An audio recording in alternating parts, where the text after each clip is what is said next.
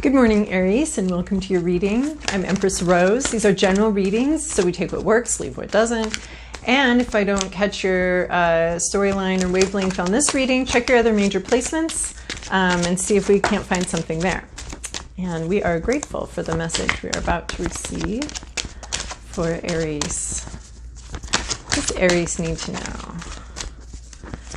Oh my goodness, this card shows up all of the time.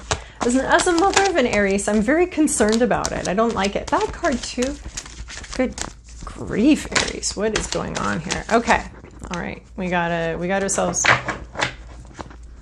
I'm sorry about whatever you are going through.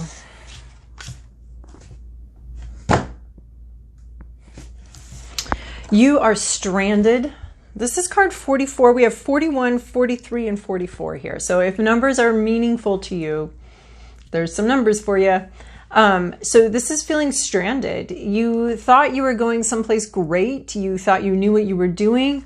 You decided to captain a ship. You had more enthusiasm than experience.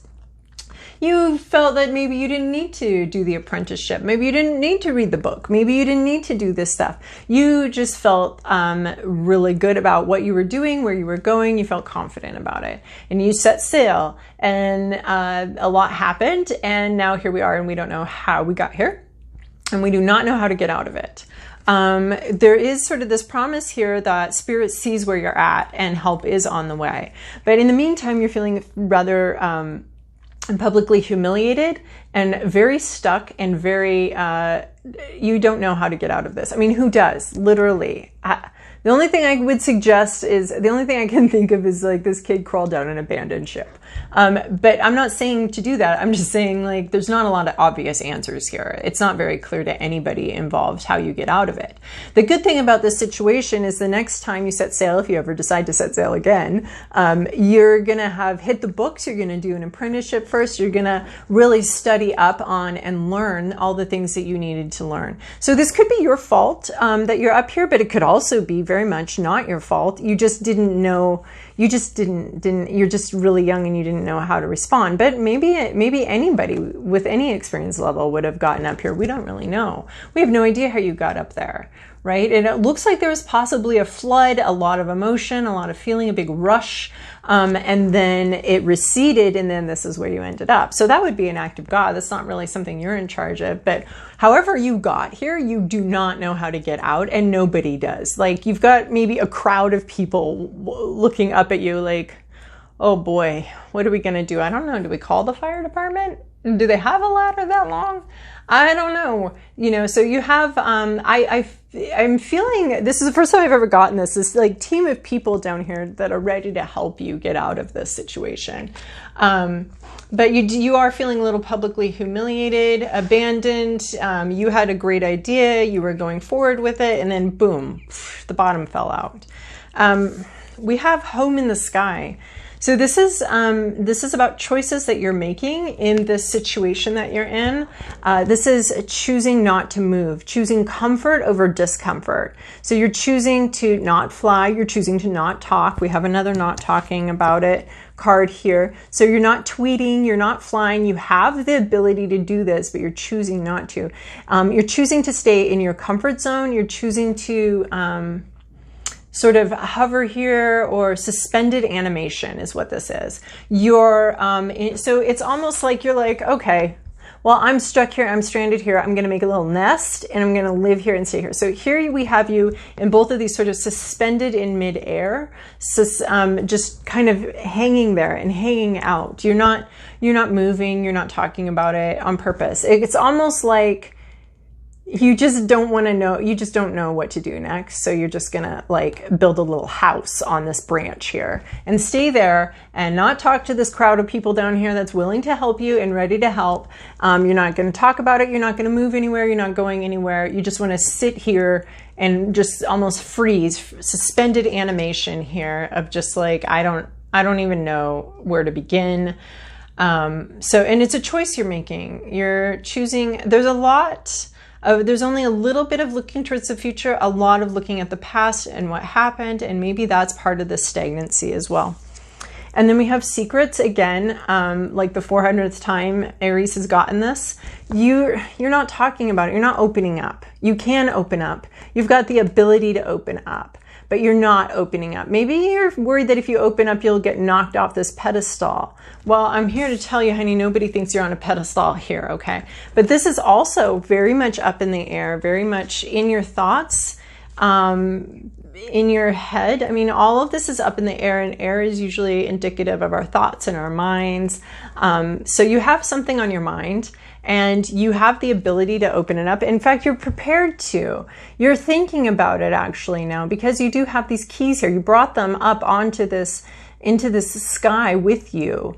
And it's an idea, it's a thought, it's something you're ready to open up about it, but you're not quite ready. It's yours though, right? Because everything in here is ours and is private, and we don't have to share anything that goes on in our minds here. We don't have to, we're not obligated to. Sometimes it's helpful to get out of situations, but we don't have to. No one's forcing you to. So this is up to you. You get to decide when you open that. We have another one, and I actually thought this was it. I thought this was, when I saw it out of the corner of my eye, I thought it was protective nest, which is about the eggs. And the eggs decide when they're going to hatch. Because if we decide when they're going to hatch, we kill the whole being inside. The whatever's inside has to decide when it's ready to hatch, or, you know, life has to decide when it's ready to come out. But this is you deciding. This is you get control over what you want to share. So you are kind of stuck. You've got some suspended animation here. You're not talking about it. You're choosing to not talk about it. You have the ability to talk about it, but you don't want to. You're choosing right now comfort over movement, comfort and stability over problem solving, over getting out of the situation, over moving. That is your choice. But you do have the keys in your hand here. Actually, we're not going to do this deck. You do have the keys in your hand here to open up, and to open up this whole situation. You just need to be ready for that. That's all. Okay. All right, dear Aries. This is your past, your present, your inner landscape. What's at issue? Your environment, your to-do list, and your possible outcome. Okay. So in your recent past, you have the Seven of Wands. You have being defensive, being in self-defense mode, fighting, having to stand up for what you want, stand up for your ideals. You were stand up for your intuition, for where it wants you to go. And you had to sort of fend off some attacks, some doubters, some naysayers. You've had to defend yourself in the recent past. In the present moment, you are the artiste. You are bringing your vision to the world. This is paying very close attention to reality, to what is, to what actually is this tree. But you bring your vision to it, how you see it, the way you position yourself, the way you compose, your composition of it. And if you're doing plein air, that has to do a lot with how you're positioning yourself in reality. And then you're bringing your vision to it, your understanding of what that tree looks like. So this is a real marriage between what is and your interpretations and your vision of it. So you are naked, apparently, and interacting with spirit, with reality, your intuition, and your co-creating. Anytime we're doing a work of art, especially that's based on something we're seeing in reality, we're co-creators. So you're in this process of creating something new by combining your unique vision with the world and with what's out there. So your fears is that you're afraid of an argument, you're afraid of a fight, you're afraid. Could be why you're choosing stagnation. This is definitely why you're choosing stagnation and choosing suspended animation, and choosing to not talk about something, and choosing to not take movements because you're worried about this argument and this fight happening. This is the Five of Wands. We've got the Seven of Wands, where you've had to fight and argue and defend yourself in the past. And this is the Seven of Wands. You just don't want it to be bigger. You don't want it to be more. You don't want more of a fight. You're very worried about the fight that will ensue if you start talking and start... Oh, that's funny. There's a rainbow in the stagnation one too. Both of these, I don't know if you can see them, but both of these have these very subtle rainbows. And, you know, rainbows, at least biblically, are about promises of whatever not happening again. However you got up in that tree, not going to happen again. However, this promise of protection and this promise of safety. So what's at issue is the world. There's something going on in the world that's preventing you from being able to change up your situation. So this is like, this always card, it always reminds me of quarantine, coronavirus, you know, something going on in the world that sort of stopped this. So the world shifts and moves, and it might be shifting and moving in a way that's not to your benefit right now. The seasons are changing, and for some reason that's causing a problem, that's causing an issue for you.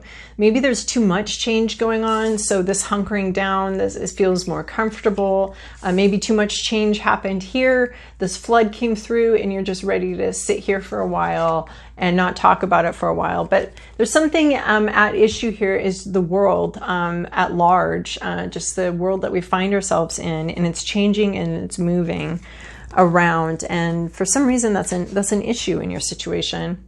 In your environment, you have this Ace of Pentacles. You have this new beginning in work or money or housing or something like that. And that's the environment that we're finding ourselves in this situation in, is a lot of new stuff going on physically. In the physical realm, there's a lot of new beginnings happening all over the place. And it could just be one new beginning for you, or it could be like all the new beginnings. Something new is happening here. Your Ten of Pentacles is to, somehow you need to deal with family legacy. It could be family money situation going on. It could be inheritance.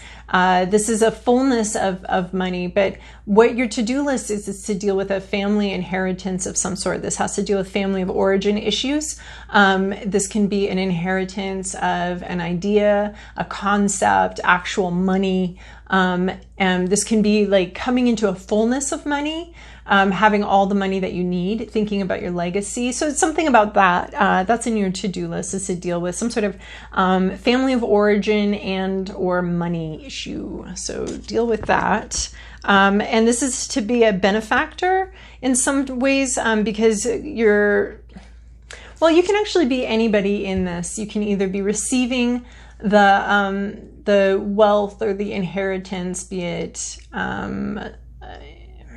whatever type of inheritance we're talking about, physical or not physical. Or it can also be, I don't know where I was going with that. So apparently that's not important. So, or you can be receiving it, or you can be bequeathing it. So you can be any of these characters, but that's something that you either need to become in a receptive mode to receive the wealth and the whatever is being passed down to you, or you need to share that, or bequeath that knowledge, that information, that money onto somebody else. So, but it is having something to do with family legacies of some sort, and you need to deal with that.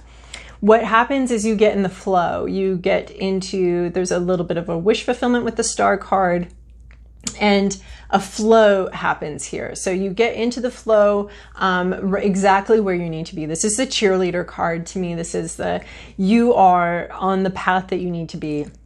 You're going where you need to go. So I'm wondering if we're leaving the stagnancy behind and starting to flow with this Star card here. And we're going to be, more in the flow, because we have these stopped stagnancy cards here. You got to deal with some family issue here, or a money or family of origin issue, and then you can get back into the flow, back where you need to be. You are very worried about an argument happening, which is why you've clammed up and why you're not talking. But maybe an argument with your family, an argument over money, something like that. But once you do that, then you reestablish your place within the flow of the universe. So we're going to pull, I wasn't going to do this deck, but I'm going to do this deck.